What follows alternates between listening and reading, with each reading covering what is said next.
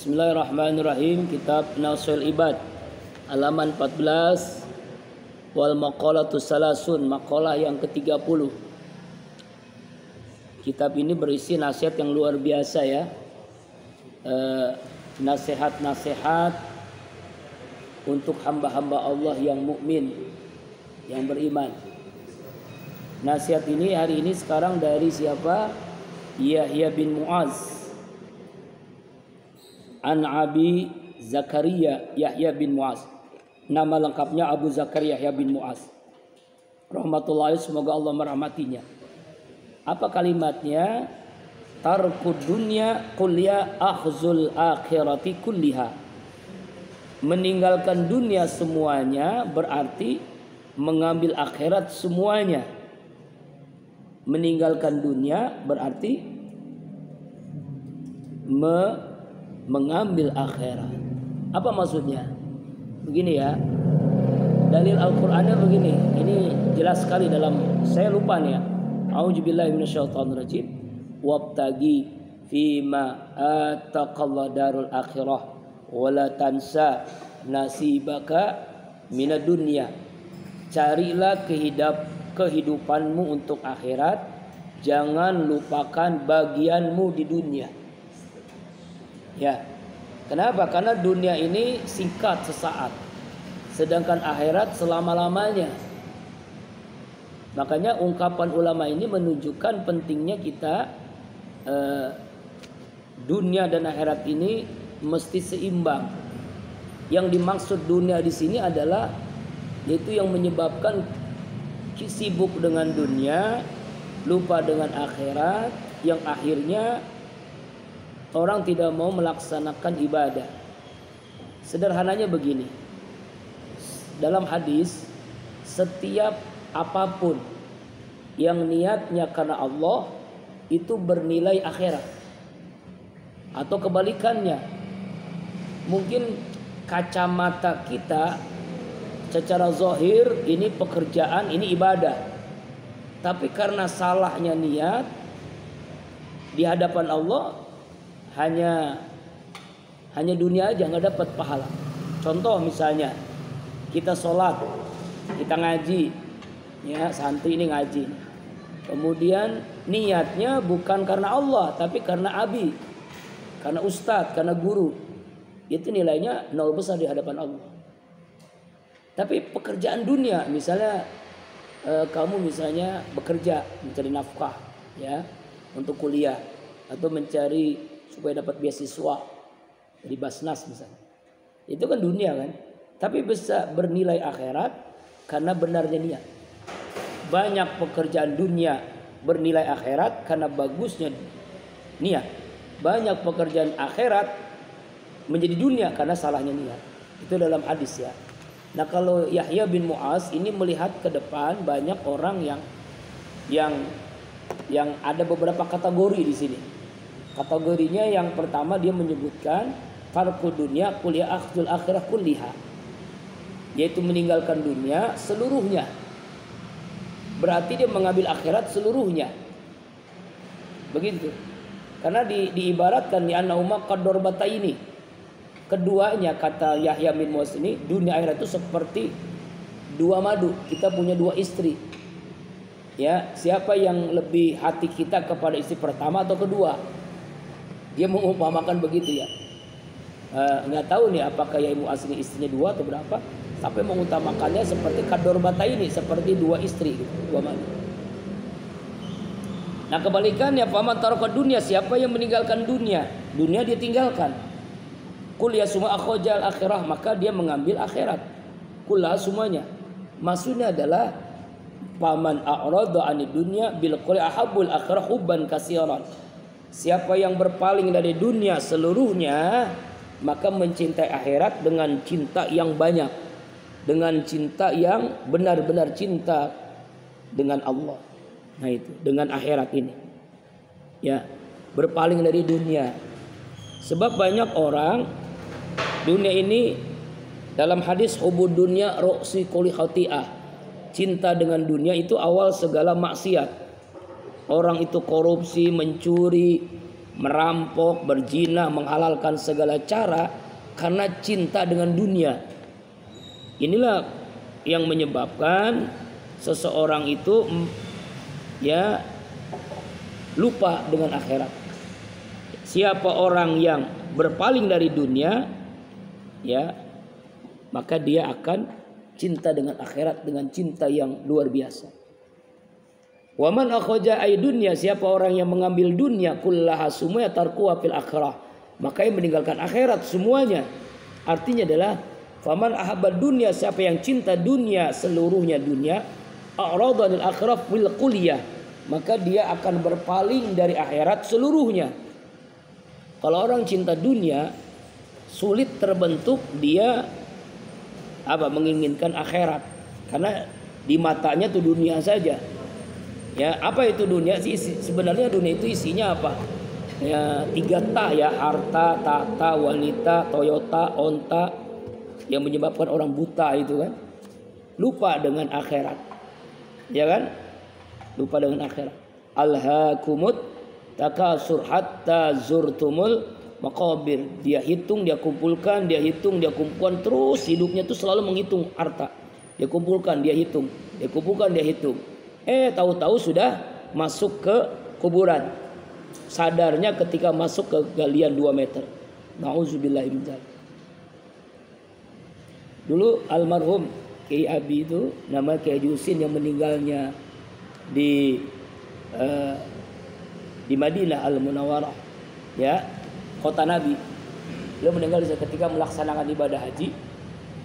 Beliau mengungkapkan kalimat itu sederhana, ya. Siapa yang menanam padi, sekeliling padi itu tumbuh rumput. Tapi jangan sekali-kali nanam rumput, tidak akan tumbuh padi.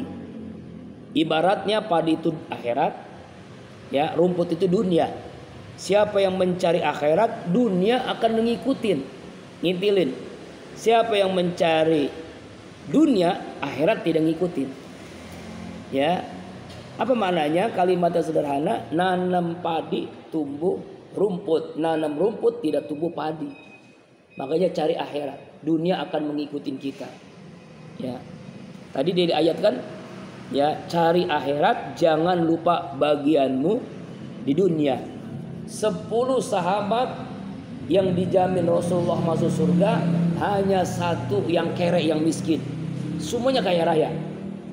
Abu Bakar, Umar, Utsman bin Affan ini luar biasa. Abdurrahman bin Auf kaya sekali, ya kan? Kalau Abu Bakar infaknya itu seluruh hartanya, Umar separuh hartanya, Utsman bahkan wakafnya pun sekarang masih ada kan? Abdurrahman bin Auf sehari beliau berinfak 10.000 dinar. 1 dinarnya sekitar 4 gram emas. 4 gram emas 1 juta dikali 4 juta kira-kira. Sekali 10.000 setiap hari berinfaknya. Orang kaya sekali kan? Itu. Nah, hanya 1 yang miskin, Ali bin Abi Thalib. Ya. Tapi memang Allah sudah takdir. Jadi gini, miskin kaya itu memang sudah takdir Allah. Walaupun seorang itu berusaha keras, tapi kalau hidupnya miskin ya miskin. Pergi gelap pulang gelap, kalau sudah miskin ya miskin. Tapi kalau orang yang santai, seperti orang Betawi itu kan, ngumpul nggak ngumpul, yang penting apa? Mangan orang mangan, yang penting ngumpul, ya kan? Orang Betawi kan begitu. Makanya kan orang Betawi kan banyak tersingkirkan, ya. Tapi ada juga yang hebat. Abi belum lama, mungkin sebulan 2 bulan lalu, tausiah orang Betawi yang sukses, orang Betawi asli. Tapi tinggalnya dia di Bintaro, di daerah Tangerang. Tausiah, rumahnya kayak istana, ada kolam renangnya. Ya, tausiah menjelang menikahkan anaknya, anak putrinya. Waduh, luar biasa. Punya perusahaannya luar biasa. Orang Betawi asli itu, orang sukses Betawi. Saya Betawi Ustaz. Wih, dia jarang-jarang orang Betawi. Ya. Nah, itu Betawi asli. Nah, jarang-jarang Betawi asli. Artinya memang banyak juga yang sukses. Dan kalau orang Betawi kan ngandelin tanah, jual tanah, bikin kontrakan. Kontrakannya. Saya Abi punya teman Ustaz. Ustadznya ini santai aja hidupnya gitu. Enggak terlalu apa ya. Sama dunia tuh enggak terlalu. Kenapa? Kontrakannya banyak banget. Rokoknya banyak banget. Hidup tenang aja. Dia mau ceramah kemanapun, mau dapat amplop, nggak gerundel istrinya. Kenapa? Karena kontrakannya banyak, rukonya banyak.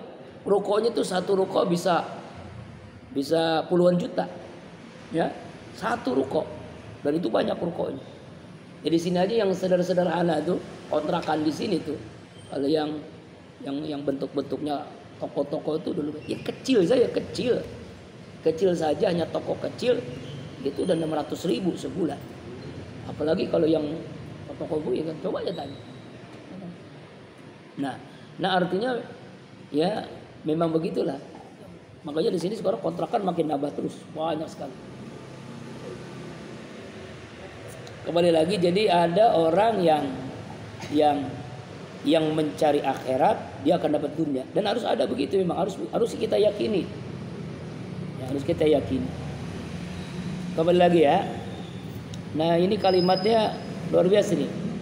Fa akhajaha fi tarkiya ay hubbul akhirat sabul iqrad anid dunya. Siapa orang yang cinta akhirat, sebab-sebab dia berpaling dengan dunia. Tarkuha fi akhijiha. Benci dengan dunia, sebab-sebab cinta akhirat. Bughdu dunya bisababi hubbil akhirat. Benci dunia sebab-sebab cinta akhirat. Makanya kita ini hidup ini pilihan. Pilih yang mana? Milih dunia apa milih akhirat? Kalau dunia hanya sampai mati. Kalau akhirat khalidina fiha abada, selama-lamanya. Bukan 100 tahun, bukan 1.000.000 tahun, tapi selama-lamanya. Kalau kita sengsara di dunia hanya sampai mati.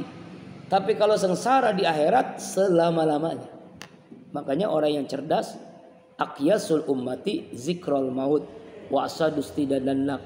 Orang yang paling cerdas di kalangan umatku adalah orang yang paling banyak ingat mati, lalu banyak mempersiapkan hidup setelah mati. Cinta akhirat, maka akhlak pun jadi mulia. Jadi kenapa orang sekarang akhlaknya bobrok, ya, kemaksiatannya merajalela? Karena dunianya itu sudah kuat, hatinya penuh dengan dunia, dengan harta, dengan tahta, dengan wanita, dengan Toyota, dengan onta, yang menyebabkan orang jadi buta, ya kan ya? Nauzubillahi min dzalik, ya. Nah makanya pentingnya kita memahami ini. Nah pemahamannya jangan salah kaprah ya. Dunia itu ladang menuju akhirat, tempat ujian, tempat meraih keridhaan Allah. Dunia, kita hidup di dunia, jangan lupakan bagian kita di dunia. Boleh nggak kaya? Boleh. Kalau nggak kaya kita nggak bisa berbagi, ya kan ya? Nih ada dua pilihan. Kamu mau pilih jadi orang kaya bersyukur apa orang miskin yang sabar? Ayo Maul. Mau pilih orang kaya yang bersyukur atau orang miskin yang sabar? Pengennya? Orang kaya yang bersyukur atau orang miskin yang sabar? Iya, pengennya memilih yang mana?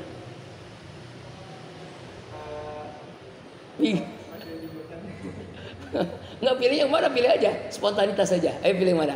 Orang kaya sabar. Orang kaya sabar. Orang kaya yang bersyukur, masa orang kaya sabar? Orang miskin yang bersyukur yang paling tinggi tingkatannya. Orang yang paling tinggi orang miskin yang bersyukur. Tapi susah orang miskin yang bersyukur, susah. Orang kaya yang bersyukur. Orang yang kaya bersyukur itu kayanya bermanfaat, ya kan ya? Dengan kaya dia bisa membangun peradaban. Kalau miskin dia kan paling cuma untuk dirinya sendiri kan, sabar aja kan. Tapi kalau kaya membangun peradaban, membangun lembaga pendidikan, membangun pesantren, membangun rumah sakit, membangun panti jompo, membangun masjid, musola, majlis taklim. Harus orang jadi kaya. Makanya kita harus berjuang untuk jadi orang kaya. Tapi kayanya dari mana dulu? Kayanya yang bermanfaat. Rasulullah itu masa mudanya kaya. Saking kayanya beliau menikahi Khadijah dengan mahar hampir 4 miliar mas kawinnya. Kaya sekali beliau. Umur 25 tahun ya, melamar Khadijah sampai 4 miliar. Berarti kan kaya sekali kan.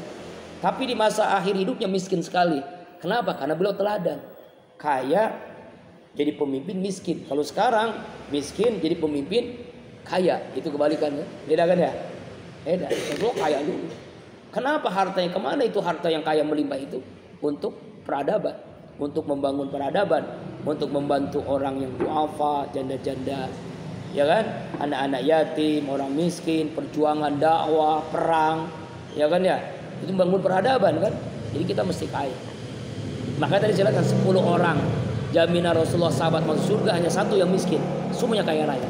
Makanya kamu jadi orang kaya ya, bangun peradaban kan. Setelah kaya bisa beli tanah, bangun pesantren, bisa bangun sekolah, bisa bangun koperasi, bisa bangun BMT, bank muamalah, ya kan? Bisa bangun bank, bikin bank sendiri, ya kan? Jangan orang-orang yang lain bikin bank. Ya, kalau cuma jadi karyawan bank, ya cuma jadi tidak, lebih baik minimal jadi komisaris lah, ya kan kaya kan, ya kan? Ya lebih enak tuh wira swasta.